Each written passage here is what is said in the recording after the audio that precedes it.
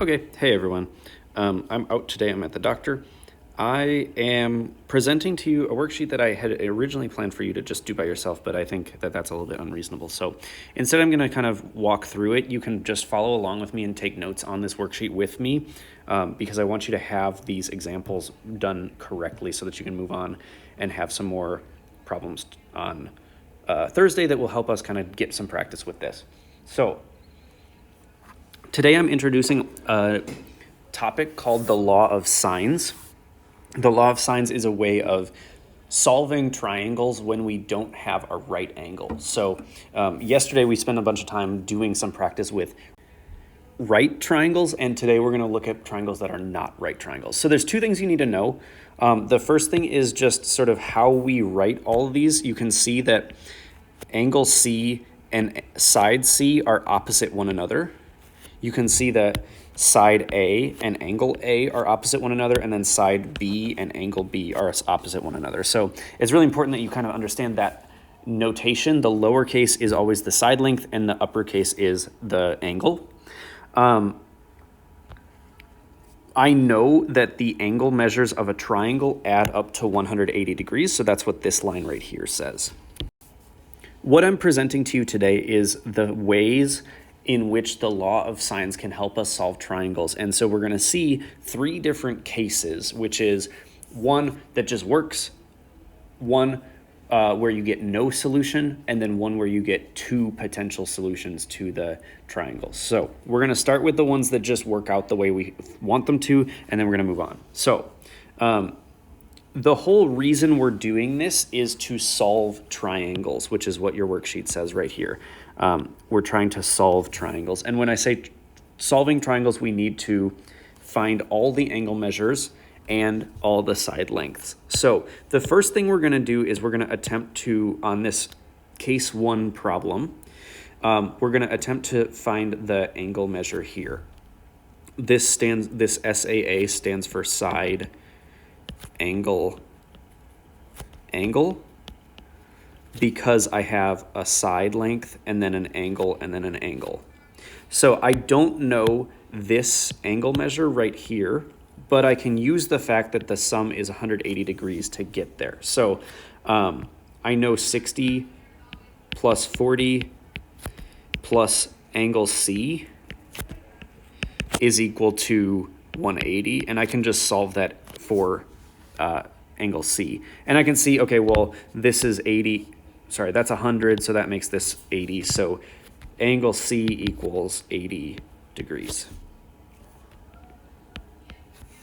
So the law of sines allows me to solve for side length C and side length B. And the way we're going to use that, I'm going to pull that back up so I can see the formula. Way at the top there, I see that sine of A over A equals sine of B over B, and sine of C over C. So let's see. I've got angle C, and I've got side length C. So I'm going to incorporate that. I'm going to say sine of 80 degrees, because that's the measure of angle C, over side length C, which I don't know, must be equal to sine of 40 degrees, which is angle A, this one, over 4. So let's see. To solve this equation, I need to get C by itself, and to do that, I'm going to have to multiply both sides by C, and then I'm also going to multiply both sides by 4. On this side, that's going to cancel the C's. On this side, it's going to cancel the 4's, and I'm left with 4 sine 80 equals C sine 40, and then I need to divide both sides by sine 40.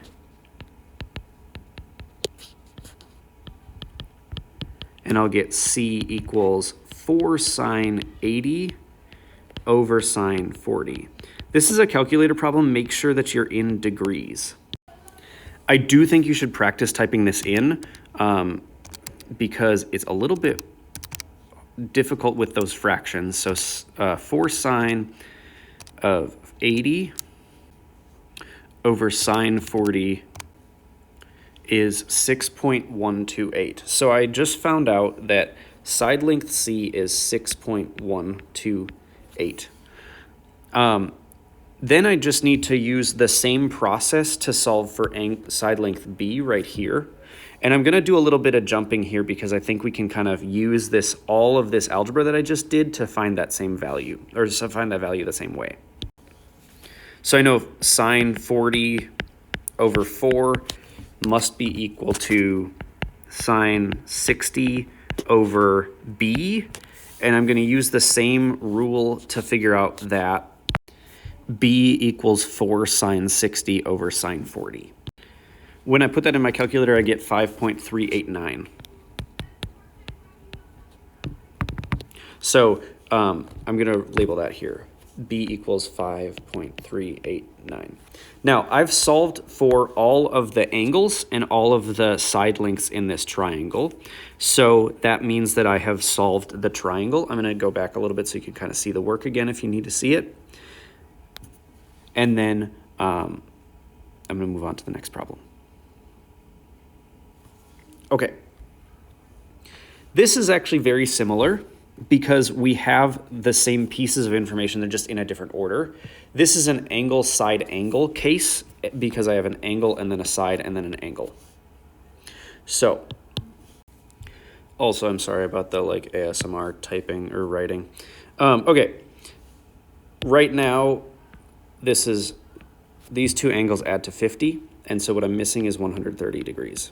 So that means that angle C is 130 degrees. And now that I know that C is 130, then I can use the law of sines to solve for A and B same way as I have before. So sine of 130 over 5 is equal to sine of 15 over B. Solving for B, I get B equals 5 sine 15 over sine 130.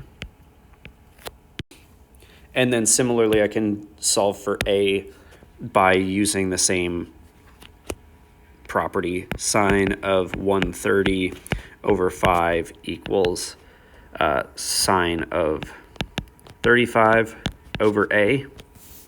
So A equals 5 sine 35 over sine 130. These are calculator problems, and we can throw those into the calculator and figure out what we get. So I'm going to pause the video, get those answers, and then move on with my life.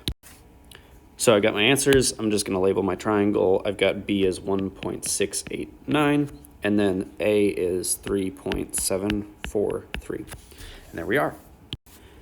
So this is the situation where we have some issues.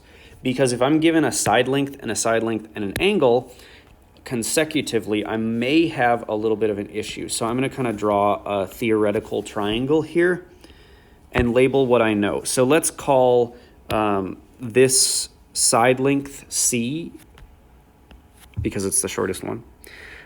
Let's call this, then this is the angle 50 degrees. We don't know angle B and we don't know angle A. We also don't know we know side length A, which is 2, but we don't know side length B, which is B, lowercase like that. So what we need to do is we need to use the same process to solve this triangle. And so I'm just going to choose one of these. I'm going to choose sine of 50 over 1 equals sine of A over 2, which is what should happen here. But when I divide by 1, I just get sine of 50. And so I'm going to multiply both sides by 2, and I'm going to get sine of A equals 2 sine of 50.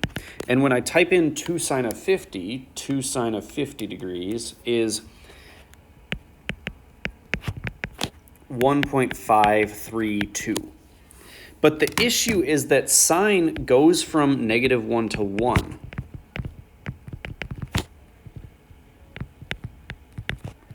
And so I can't get this value out of a sine function because the maximum value I can get is 1.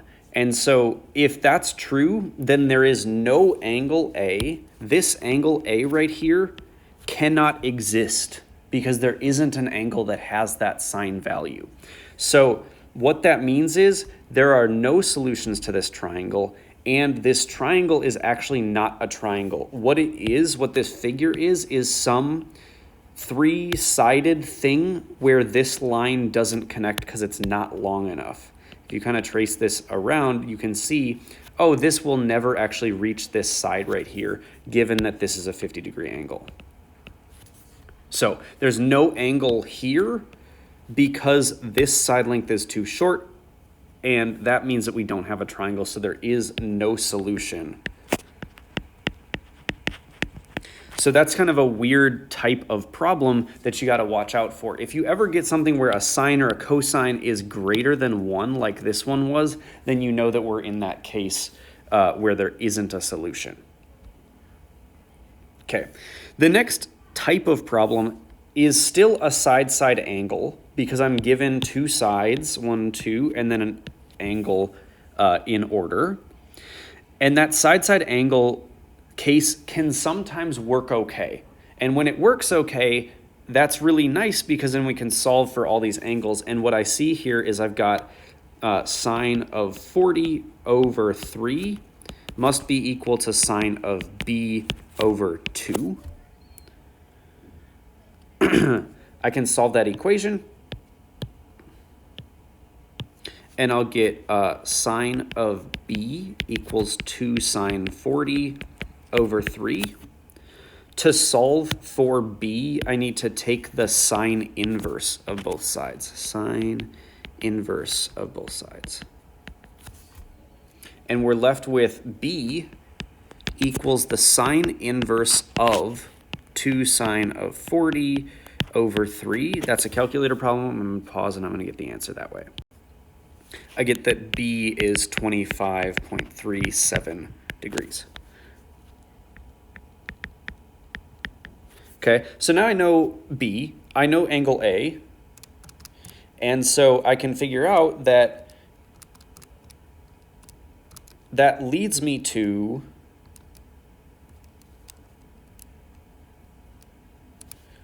that angle C must be 114.63 degrees. So I just subtracted 180 minus 40 minus 25.37 to get there. Last thing I need to do is I need to solve for angle C, or for side length C. I'm going to let you think for a minute, try to solve that one, and then I'll come back in a second. So pause the video, try to figure out angle side length C, and then I'll go through it. Okay, should have set up this ratio right here in the center of the screen, and then when I'm going to solve, I'm going to get C equals 3 sine 114.63 over sine 40. Calculator problem, type it in and see what you get. I got 4.243. So there it is. I've got all three side lengths. I've got the angle measures, so I have completed the problem. The last case, this is where it gets really wonky. And what happens here is there's actually two possible triangles. I'm given a side-side angle case, but we can see in this diagram, we either have this triangle, this big one, or we have this smaller triangle. Both cases are possible because of the side lengths, and so we kind of have to figure out what they could be. So I'm going to start kind of with the same process as everything else. I'm just going to kind of assume that it's one of these. We're going to see which one it ends up being. So we're going to use this as, let's call this A, let's call this B, let's call this C. That makes this angle, this side, lowercase b, this is lowercase a, and this is lowercase c. So I've got sine of 35 over 6 should be equal to sine of b over 8. And I should be able to solve for b there. So I get sine of b equals 8 sine of 35 over 6. And I want to kind of pause here because I want to actually type in this 8 sine of 35 over 6 in my calculator, because I feel like something weird is going to happen here, and I mean, I'm kind of spoiling the fun, but I get sine of b is equal to 0.76478, I guess it is.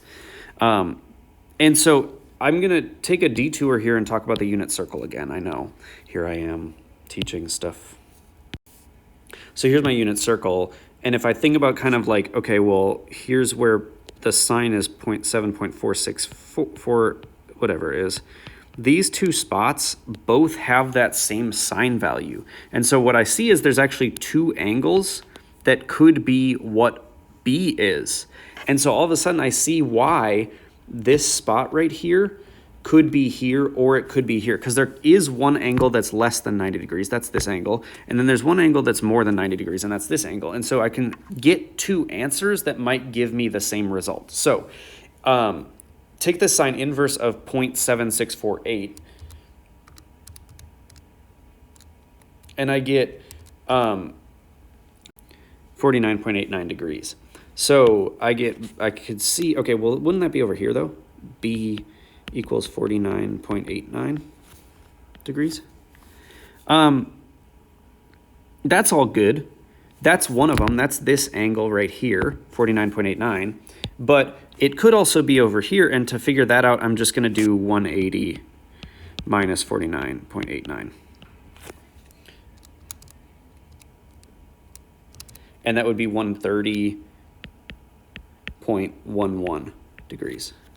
And so both of these triangles could potentially be solutions to this situation, because I have this ambiguous situation where I have two angles that have that same sine value. So that's what you got to be careful in this situation, is actually sometimes I might get two different triangles. So I'm going to set these triangles up, and I'm going to ask you to try to solve them now that we know some stuff about law of sines. So here's that first one. We have a 35 here. We have a 130.11 here. We don't know this angle. This is C. This is side length C. This is side length A, and this is, which is 6. And this is side length B, which is 8. So what we need to do in this problem is we need to find angle C and side length C. That's what you got to solve for there. In the other triangle,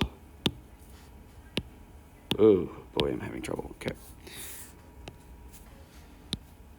We have the same situation. This is 6.